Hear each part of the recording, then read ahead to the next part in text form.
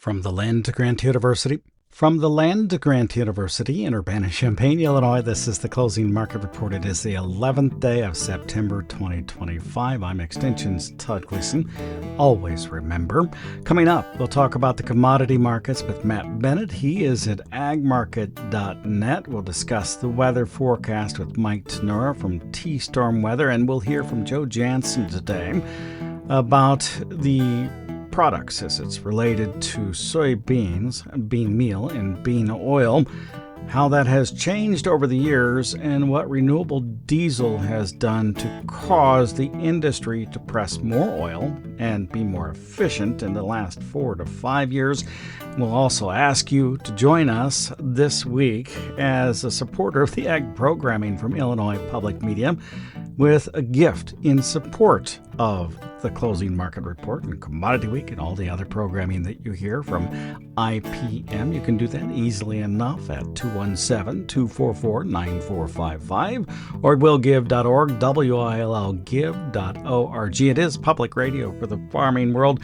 We come to you just a few times each year and ask for your financial support. It's really important this time around. I hope that you will make time to dial that number or to go to willgive.org and make the donation right now, today. Todd Gleason services are made available to WILL by University of Illinois Extension. December corn for the day at $4.19 3/4, up 2 3/4 cents. The March at $4.37 1/4 bushel, 2 3/4 higher. And the May contract up 2.5 cents.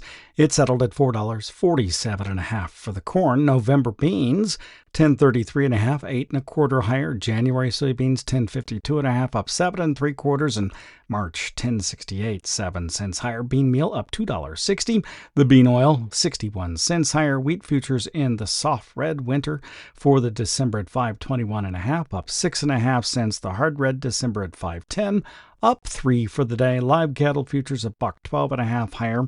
Feeder cattle up $1.95 on the day, and the lean hogs 97.5 cents higher. Crude oil down $1.29 a barrel. Diesel fuel off 4 9/10 cents per gallon, and the wholesale price of gasoline down 2 8/10 at $1.97 and 9/10 cents for the afternoon.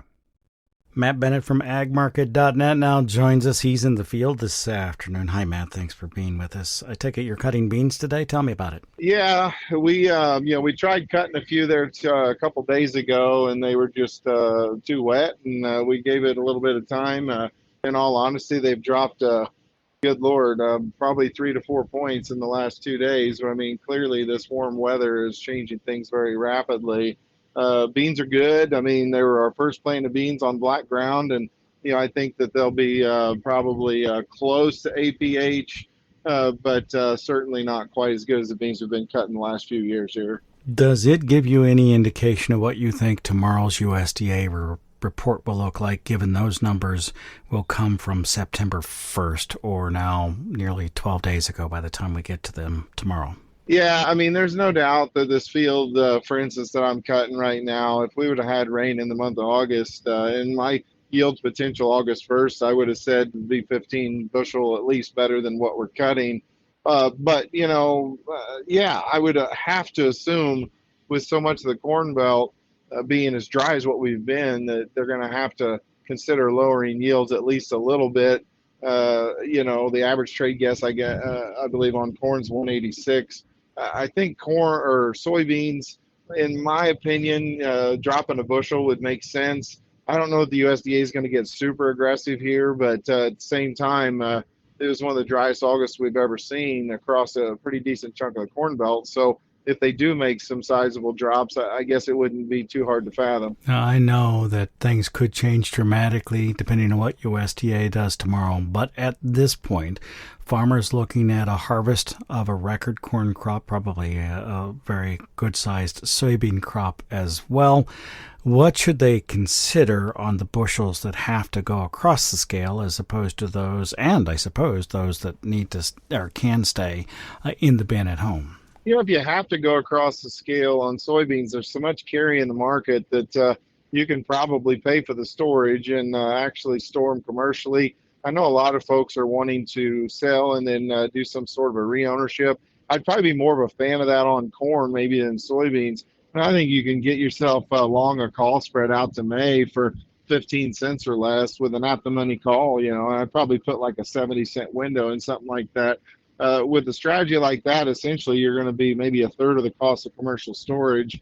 And darn good and well that if the market doesn't rally between now and next spring, you'll probably pick some basis up, but you're going to spend a heck of a lot of money storing. So if bushels got to go across on corn, I'd probably consider selling and then re-owning. And then on soybeans, some commercial storage would be okay. I don't know that I'd do them all that way, but that's the way I'd be looking at it. USDA always takes into account current trade policy when it releases the WASDE report. Those are the World Ag Supply and Demand Estimates, the S&D tables that come out again tomorrow, along with those crop production figures.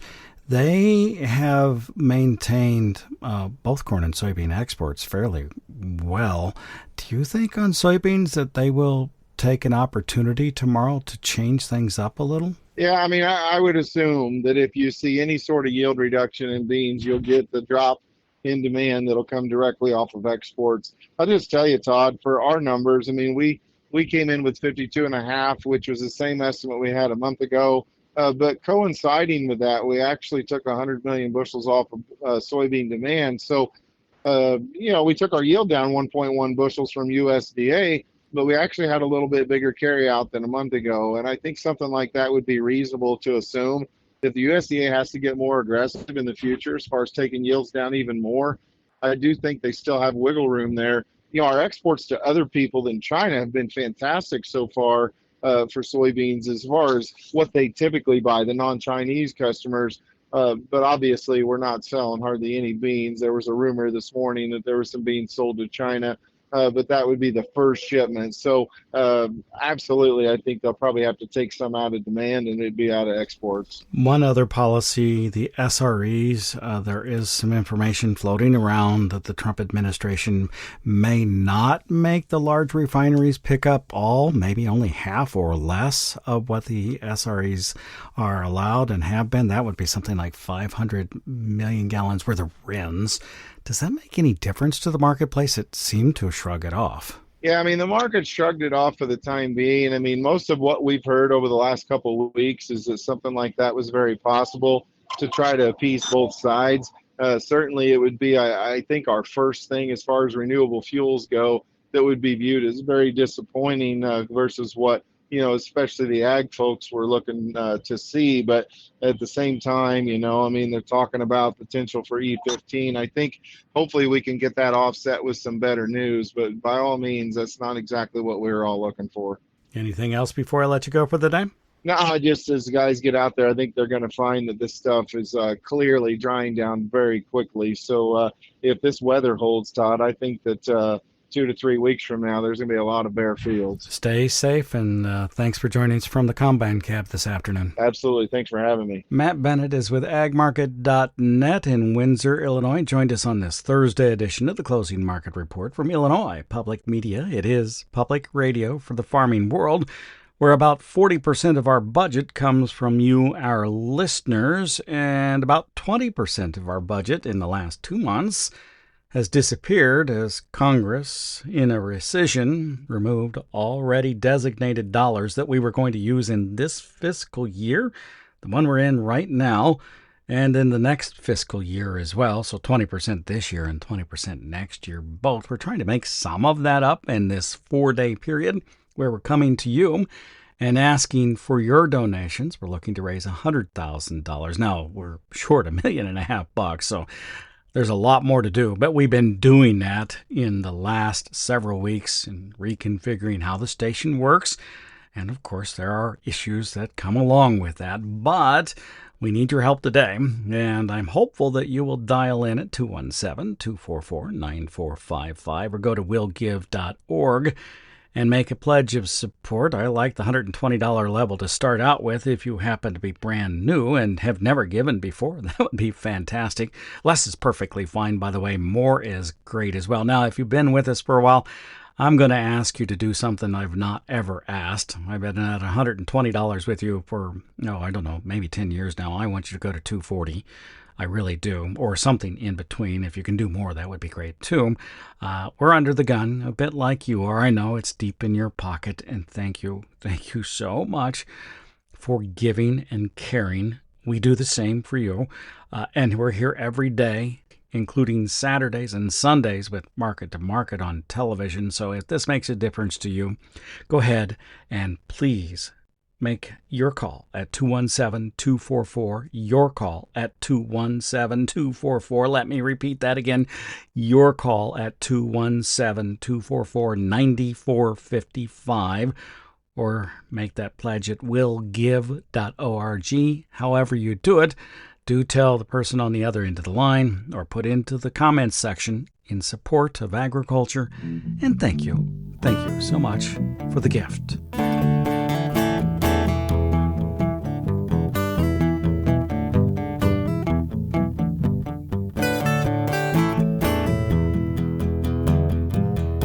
Today we're going to dive into the long-run evolution of the soybean crush with Joe Jansen from the University of Illinois. Now, he's been exploring this concept through a series of articles on the FarmDoc Daily website. The Ag Economist says the research uncovers some interesting changes. When you crush a 60-pound bushel of soybeans, the standard calculation assumes you get 11 pounds of soybean oil, 44 pounds of soybean meal, 4 pounds of hulls, and 1 pound of waste. But when Illinois' Jansen looked at the data, he found a slightly different story. Those proportions aren't as fixed as one might think, he says, and the difference is reshaping the nature of soybean demand. Let's start with our key finding.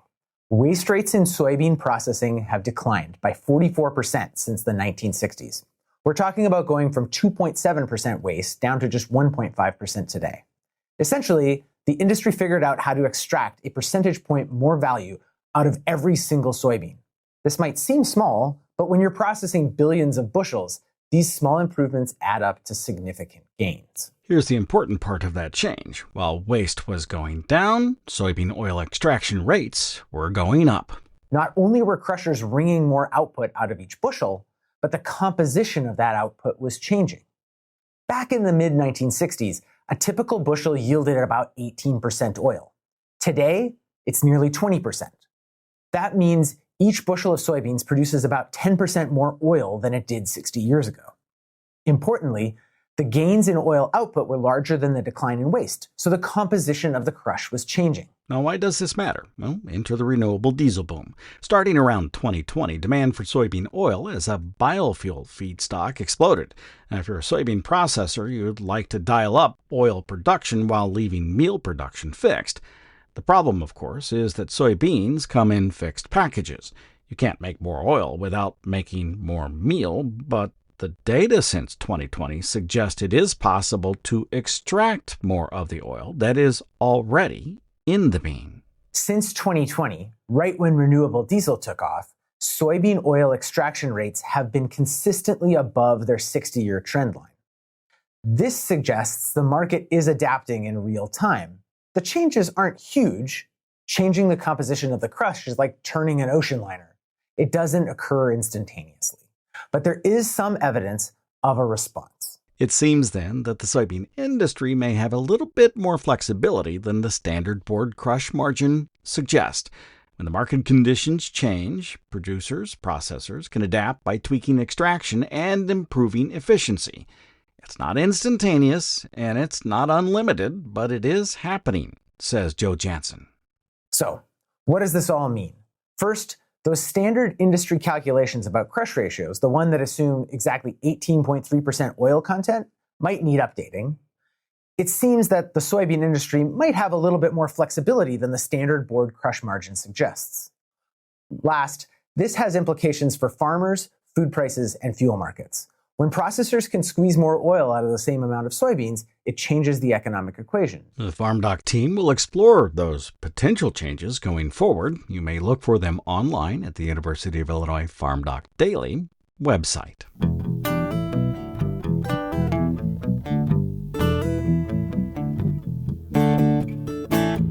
Hey, have you gone online or dialed in yet and made your contribution during this fall fund drive? I hope so. Thank you if you already have. If you've never done this before, it's quick, it's simple, it's easy.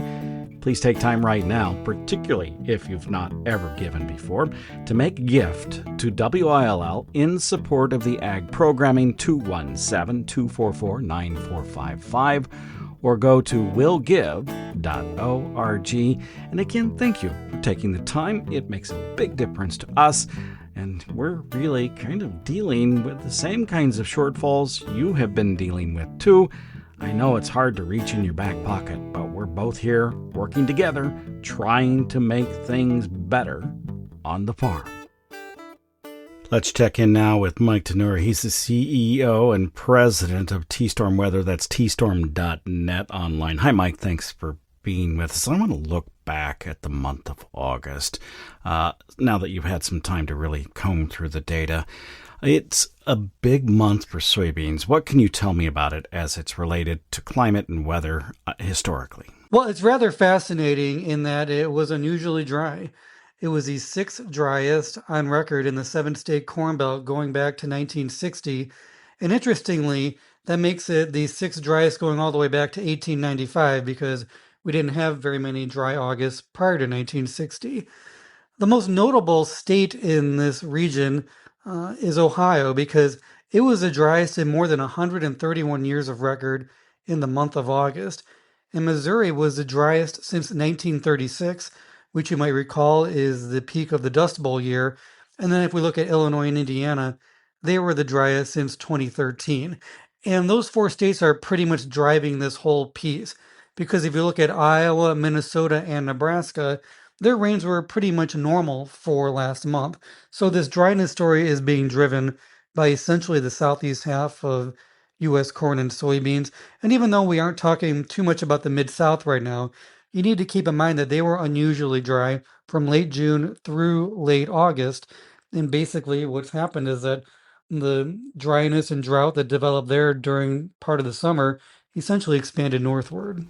Can you tell me, because you're not only a meteorologist but an agricultural economist and do a lot of work with yield, what impact those dry years had on soybeans? Well, if you look at the 10 driest Augusts on record going back to 1960, U.S. soybean yields, after you detrend them, and what we're doing there is we're basically looking back at the yields from 1960 all the way through last year.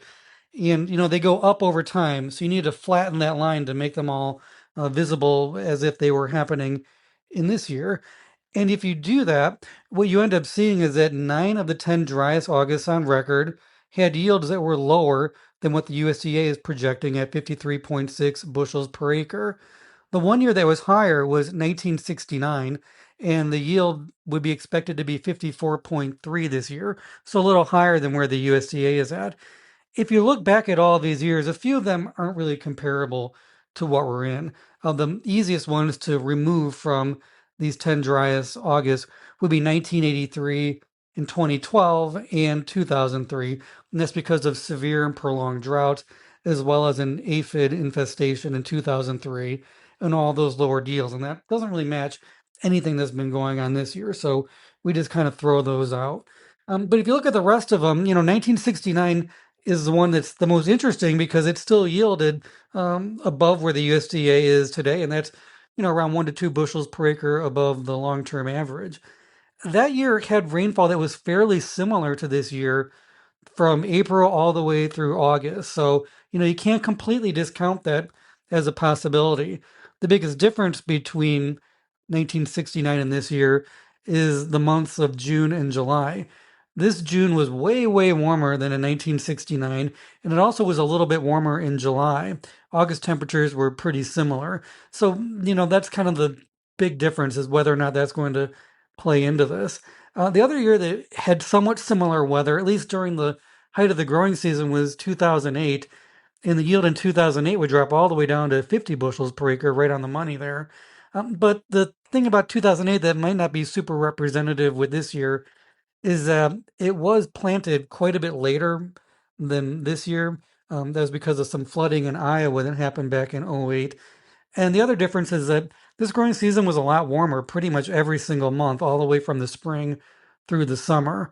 So, we'll have to wait and see how all this pans out. But the other fascinating thing that's going on is that, some people argue that, well, you can still get out of a poor August with okay rains in September, but that certainly hasn't happened. It's been super dry, and there's really no rain coming up from the Mid-South through Indiana and Ohio. There might be a little bit in Illinois, but, this is a pretty dry pattern that we're still in.